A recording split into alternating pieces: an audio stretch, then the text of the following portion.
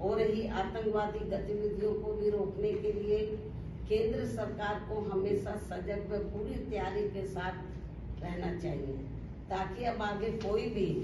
आतंकवादी संगठन अपने किसी भी मकसद में कामयाब न हो सके। इसके अलावा इस समय पूरी दुनिया में जो कुछ चल रहा है तो उस पर भी केंद्र सरकार को अपनी पैनी नजर रखनी चाहिए और इस मामले में कोई भी फैसला लेने से पहले यदि केंद्र की सरकार विपक्ष को भी गुड फेथ में ले लेती है तो ये बेहतर होगा।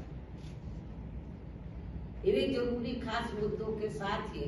अब मैं अपनी पार्टी की गतिविधियों के बारे में भी ये कहना चाहूंगी कि इस वर्ष सन 2025 के शुरू होते ही हमारी पार्टी ने पूरे देश में पार्टी संगठन की समीक्षा करने के साथ साथ इस दौरान सभी स्तर की कमेटियों के गठन करने की तरफ भी विशेष ध्यान दिया है। और इस संबंध में मैंने इस वर्ष 29 जनवरी को दिल्ली पार्टी केंद्र कार्यालय में और 2 मार्च को लखनऊ पार्टी प्रदेश कार्यालय में तथा पिछले महीने दिनांक 18 मई को पुणे दिल्ली में पार्टी के ऑल इंडिया की बैठक बुलाई थी, जिसमें उन्हें जरूरी दिशा निर्देश भी दिए गए, जिसकी काफी कुछ जानकारी मीडिया बंधुओं को भी मेरे ट्वीट पर प्रेस नोट आदि के जरिए मिलती रही है, जिन्हें मैं यहाँ फिर से दोहराना नहीं चाहती हूँ। इतना ही नहीं बल्कि इस मामले में यूपी व उत्तराखंड स्टेट की तथा अन्य राज्यों की भी बीच बीच में दिल्ली व लखनऊ में भी अलग अलग से मेरी बैठकें होती रही और वैसे भी ये सिलसिला तब तक चलता रहेगा जब तक पूरे देश में पार्टी का हर स्तर का संगठन सही से बनकर तैयार नहीं हो जाता है। इसके बाद फिर देश के सभी राज्यों में समय समय पर होने वाले विधानसभा चुनाव में तथा आगे चलकर देश में होने वाले लोकसभा चुनाव में व राज्यों में भी होने वाले स्थानीय चुनावों आदि में भी पार्टी की विचारधारा एवं सिद्धांतों के तहत ही पार्टी व मूवमेंट में आगे की रणनीति भी तैयार की जाएगी। कहने का तात्पर्य ये है कि हमारी पार्टी इस समय पूरे देश में अपनी पार्टी के जनाधार को मजबूत करने में पूरी जी जान से लगी है और दूसरी पार्टियों की तरह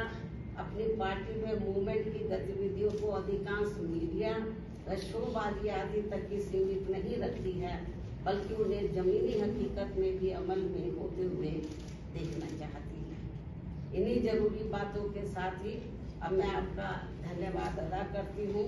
जय भीम व जय भारत। अब आखिर में यदि आप लोग संबंधित मुद्दों के संबंध में कुछ और पूछना चाहते हैं तो आप एक एक करके सवाल पूछ सकते हैं, वरना मैं आपसे यही रजा लेती हूँ। धन्यवाद। जी, इटावा में जो अभी घटना हुई है उसको आप कैसे देख रही हैं? उसका जवाब मैं दे चुकी हूँ।